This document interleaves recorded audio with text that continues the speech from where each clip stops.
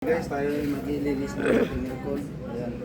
Kapag lilinis ng aircon guys, kailangan yung mga dynamo at saka yung mga electric, balutin natin ng ano guys, balutin natin ng plastic para hindi madami. Tingnan nyo ba yung motor, nilagyan ko ng ano yan, ng plastic para hindi mapasok ng tubig yung ating mga electric, yung mga wire. So ayan, so nakita nyo guys, ito napakakapal, tingnan mo, kaya wala na siyang hangin na ilalabas. Yan, tapos tingnan mo rito, ito naman yung hangin dito papasok. Yan, papasok. Ito yung nagbibigay ng lamig, itong ating condenser. Ito naman sa mainit, ito sa mainit, pero nilalabas niya yung hangin papunta niya. So ganyan mo guys, napakarami oh, yung ating mga pan. Yan. So linis tayo. Ganyan naman guys, i-update ko kayo guys, i-update muna yung tubig. So ito ganito guys ang paglinis. Marami nakikita ang grabing dumi eh.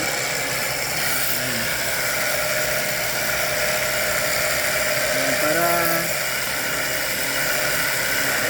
pag malinis na yan dito, malakas na yung hangin. Kaya minsan pag alam na, pag ano natin na wala nang hangin na lumalabas dito, kaya ito barado na yung mga condenser. Kaya yun ang dahilan kung bakit humihina yung ating aircon. So kailangan yan linis yan guys. Ako every 16 months, at 6 months, naglilinis ako. Ayan. Ito yung aming tubig na may sabon. Ayan.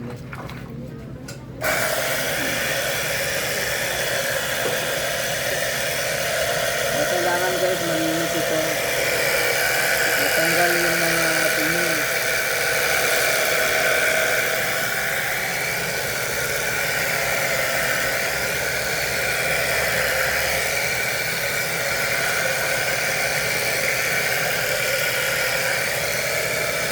Kita mo, napakadumi.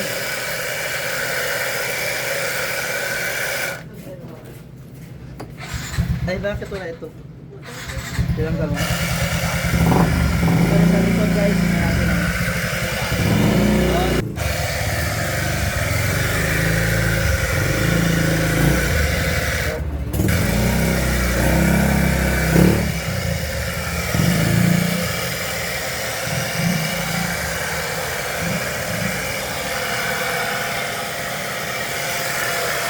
Okay, pag-init ngayon, kailangan ng ating aircon malinis para kapag nakakatipid tayo sa kuryente.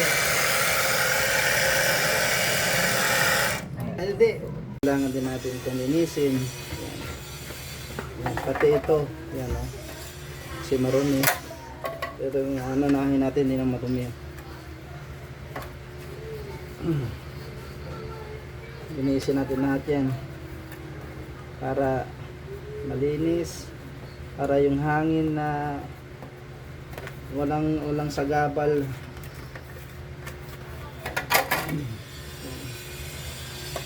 Ganun lang.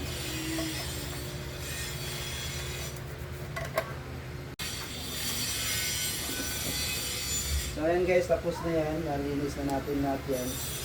Ang gagawin natin, patutuyuin na natin yan.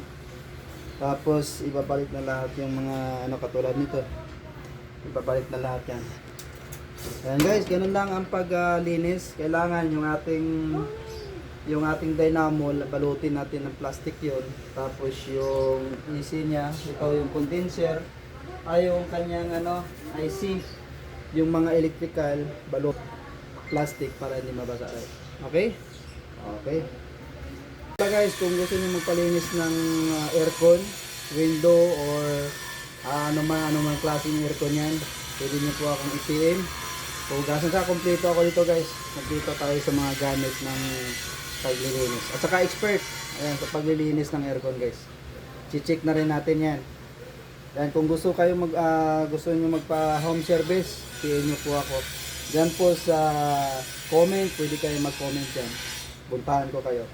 Alright, thanks for watching. Bye-bye. Alright, malinis na. Yung ating nagbalik na natin sa lahat. Tapos yung pakit. Yan. Tingnan nyo guys, malinis na siya. Tingnan nyo yung ilalim, di ba? Malinis na. Yan. Pati dito sa ilalim, malinis na rin siya. Yan. Pati dito, tingnan mo, kailangan guys, kasi para lumamig yung ating aircon, kailangan walang dito, walang mga alikabok na didikit dito. Tapos yung ating filter, lagi natin yung linisin guys. Huwag ninyong alisin yung filter dito kasi yun ang pangharang sa mga